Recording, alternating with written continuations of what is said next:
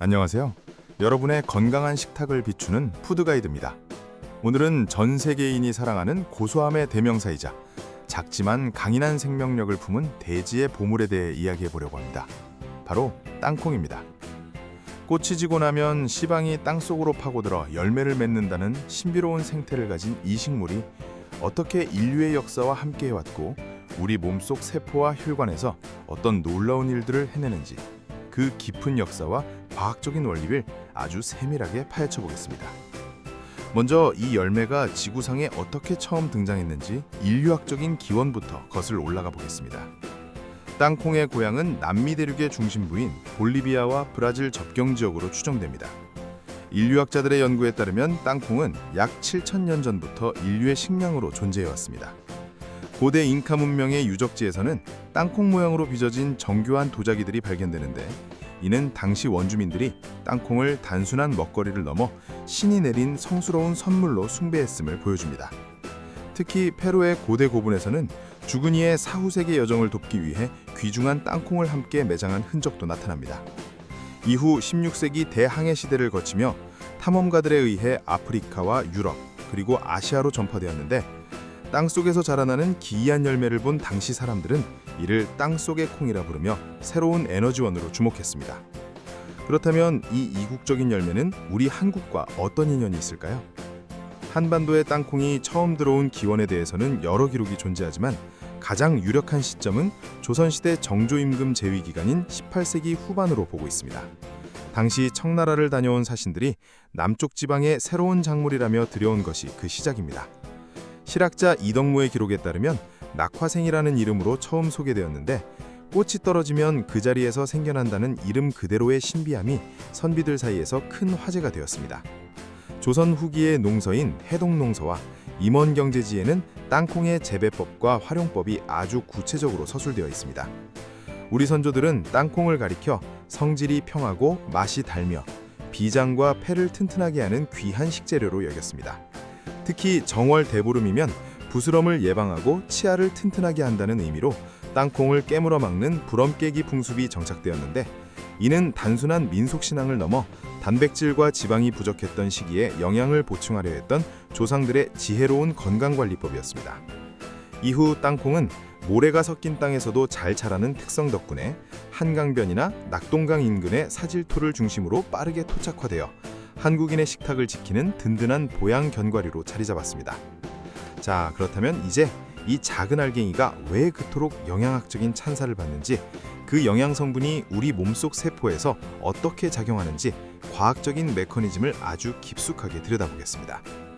땅콩의 가장 독보적인 성분은 바로 고농도의 올레산과 리놀레산, 그리고 강력한 항산화 물질인 레스베라트롤입니다. 우리 혈관 내벽에는 콜레스테롤이 쌓여 혈관이 좁아지는 산화 현상이 발생하곤 합니다. 이때 땅콩의 불포화 지방산인 올레산은 혈액 내 나트륨과 노폐물을 흡착하여 배출시키는 용매 역할을 하며 나쁜 콜레스테롤인 LDL 수치를 낮추는 정밀한 메커니즘을 수행합니다.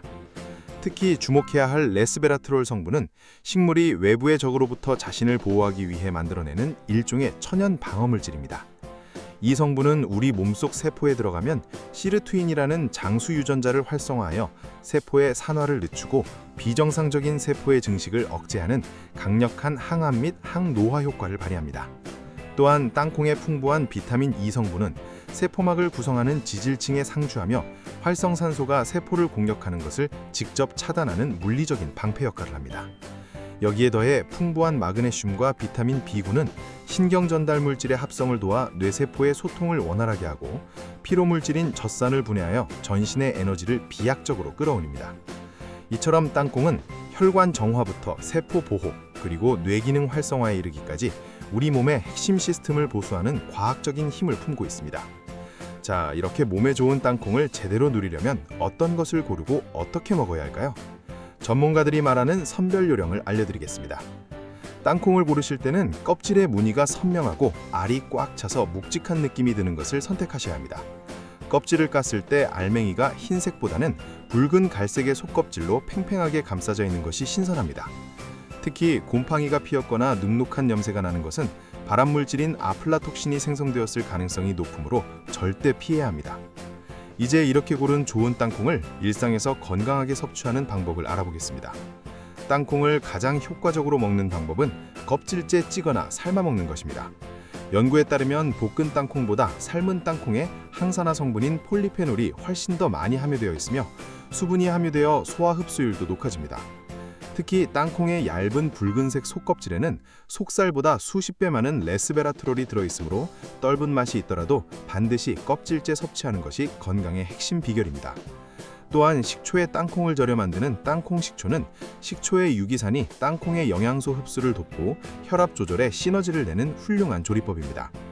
보관하실 때는 산패를 막는 것이 가장 중요합니다. 공기와 닿으면 지방 성분이 변질되기 쉬우므로 밀폐 용기에 담아 냉장 또는 냉동 보관하시는 것이 고소한 맛과 영양을 오래 보존하는 길입니다. 마지막으로 아주 중요한 주의사항이 있습니다. 땅콩은 견과류 알레르기를 유발하는 대표적인 식품입니다. 체질에 따라 아주 조그만 양으로도 아나필락시스 쇼크가 올 수 있으므로 처음 드시는 분들은 소량으로 반응을 살펴야 합니다. 또한 칼로리가 1mg당 9kcal로 매우 높기 때문에 하루에 한 줌, 즉 약 20알에서 25알 정도의 권장량을 지키는 것이 비만을 예방하는 방법입니다. 고지혈증 약을 복용 중이거나 신장결석이 있는 분들도 과도한 섭취는 피해야 하니 반드시 전문가와 상담하시기 바랍니다. 오늘 이렇게 남미의 열대대지에서 시작된 땅콩의 장구한 역사와 우리 몸세포를 살리는 과학적인 원리까지 알아보았습니다. 여러분의 식탁에 이 작지만 단단한 생명력의 지혜를 더해보시는 것은 어떨까요? 지금까지 푸드가이드였습니다. 영상이 마음에 들었다면 구독, 좋아요, 공유 부탁드립니다.